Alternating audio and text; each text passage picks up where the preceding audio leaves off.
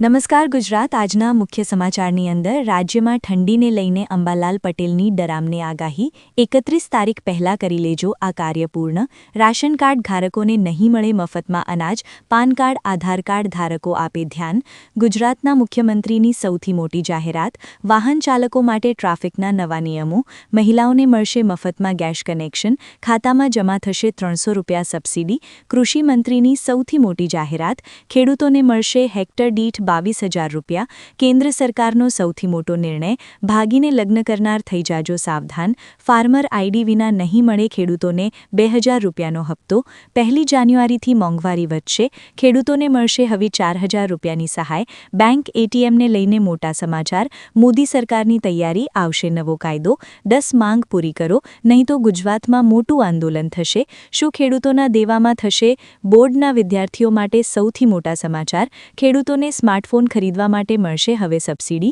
ખાતરને લઈને સૌથી મોટા સમાચાર સોલર પંપ લગાડવા માટે મળશે હવે સબસિડી દીકરીઓને મળશે હવે ₹50,000ની સ્કોલરશિપ મકર સંક્રાંતિ પહેલા પતંગના ભાવમાં થયો છે વધારો અને આજના સૌથી મોટા ખેડૂત ઉપયોગી સમાચાર જાણીશું આજના આ વિડીયોની અંદર મિત્રો દરેક સમાચાર દરેક માહિતી જણાવીએ એ પહેલા ગુજરાતના જે પણ મિત્રો ચેનલ ઉપર જો પહેલીવાર આવ્યા હોય તો મિત્રો ખાસ કરીને વિડીયોને એક લાઇક કરી ચેનલને સબસ્ક્રાઇબ કરવાનું ભૂલતા નહીં સાથે આજનો આ વિડિયો છે જેને અંત સુધી જોતા રહેજો સૌથી પહેલા મિત્રો અત્યારના તાજા સમાચાર ઉપર નજર કરીએ તો ફાર્મર આઈડી વિના ખેડૂતોને નહીં મળે ₹2,000નો હપ્તો જો ખેડૂત પાસે ફાર્મર આઈડી નહીં હોય તો પીએમ કિસાન યોજનાનો હપ્તો અટકી શકે છે ઉપરાંત ખાતર વીજળી સબસિડી પાક વીમો અને અન્ય સરકારી યોજનાના લાભમાં પણ મુશ્કેલી આવી શકે છે સરકારનો ઉદ્દેશ ખેડૂતોની સાચી અને સંપૂર્ણ માહિતી ઓનલાઈન રજીસ્ટર કરવાનો છે જેથી ભ્રષ્ટાચાર અટકે અને તમામ યોજનાઓનો લાભ સીધો ખેડૂતો સુધી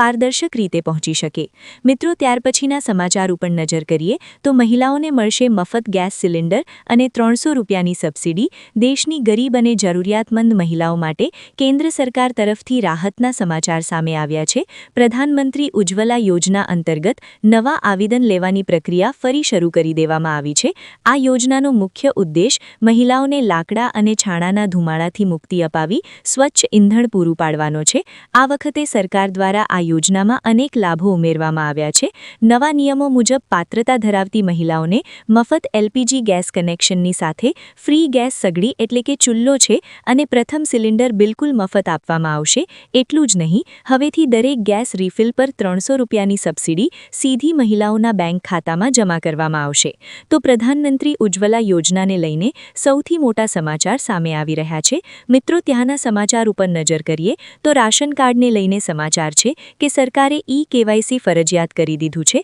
જો તમે હજુ સુધી ઈ-કેવાયસી નથી કર્યું તો તમને મળતું મફત અને સસ્તું રાશન બંધ થઈ જશે રાશન કાર્ડ ધારકોને સસ્તા દરે અનાજ આપવામાં આવે છે તમે તમારી રાજ્ય સરકારની વેબસાઇટની મુલાકાત લઈને છેલ્લી તારીખ ચેક કરી શકો છો તમારા માટે સમયસર ઈ-કેવાયસી કરાવવું મહત્વપૂર્ણ છે જો નિયત તારીખ સુધીમાં ઈ-કેવાયસી કરવામાં ન આવે તો તમારું રાશન કાર્ડ રદ થઈ શકે છે રાશન કેવાયસી કરવાની તારીખ રાજ્યો પ્રમાણે અલગ-અલગ રહી શકે છે ઘણા રાજ્યોમાં 31 ડિસેમ્બર અંતિમ તારીખ છે જે લોકોના નામ રાશન કાર્ડમાં છે તેમના નામ જો ઉમેરવાના હોય અથવા તો તેમના નામ કમી કરવાના હોય તો આ બધું માત્ર ઈ-કેવાયસી દ્વારા થઈ શકે છે તેનું મુખ્ય કારણ એ છે કે જો કોઈનું મૃત્યુ થયું હોય અથવા કોઈ મહિલાએ લગ્ન કરીને ઘર છોડી દીધું હોય તો તેને મફત રાશિનો લાભ આપી શકાતો નથી મિત્રો ત્યાંના સમાચાર ઉપર નજર કરીએ તો રાજ્યમાં ઠંડીને લઈને હવામાન નિષ્ણાંત અંબાલાલ પટેલની આગાહી સામે આવી છે જેમાં ગત વર્ષ કરતાં આ વર્ષે ઠંડી ઓછી પડી રહી છે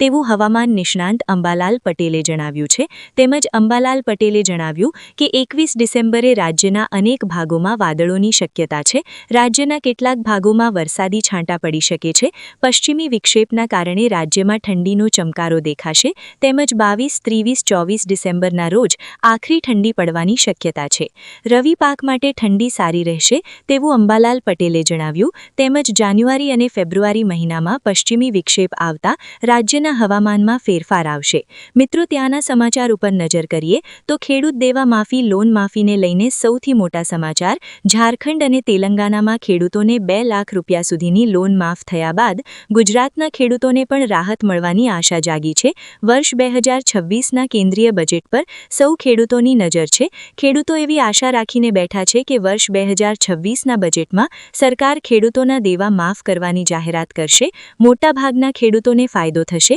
ગુજરાતમાં સરેરાશ દરેક ખેડૂત દીઠ 56,000નું દેવું છે. જો સરકાર 2 લાખ રૂપિયા સુધીનું દેવું માફ કરે તો પણ ગુજરાત રાજ્યના 90% જેટલા ખેડૂતો દેવામાંથી મુક્ત થઈ શકે છે. જો કે સરકારે હજુ સુધી કોઈ સત્તાવાર નિવેદન નથી આપ્યું. શું મિત્રો ગુજરાતના ખેડૂતોનું દેવું માફ થવું જોઈએ કે ના થવું જોઈએ? ખાસ નીચે કોમેન્ટ બોક્સમાં જરૂરથી જણાવી આપજો. મિત્રો ત્યાર પછીના સમાચાર ઉપર નજર કરીએ તો 1લી તારીખથી મોંઘવારી ઘટશે. નવું વર્ષ 2026 દેશભરના લાખો ગેસ ગ્રાહકો માટે સારા સમાચાર લાવશે. પેટ્રોલિયમ અને કુદરતી ગેસ નિયામક મંડળી ભાવ ઘટાડાની જાહેરાત કરી શકે છે. પરિણામે 1લી જાન્યુઆરી 2026થી સીએનજી અને ઘરગથ્થુ ગેસના ભાવમાં પ્રતિ યુનિટ દીઠ 2 થી 3 રૂપિયાનો ઘટાડો થશે. અને મિત્રો આપણે જણાવી દઈએ તો કે નવા ટેરિફ માળખાથી પરિવહન ક્ષેત્ર અને ઘરગથ્થુ રસોડાના બજેટને સીધો ફાયદો થશે. મિત્રો ત્યાર પછીના સમાચાર ઉપર નજર કરીએ તો ગુજરાત સરકાર ભાગીને લગ્ન કરનાર યુગલો માટે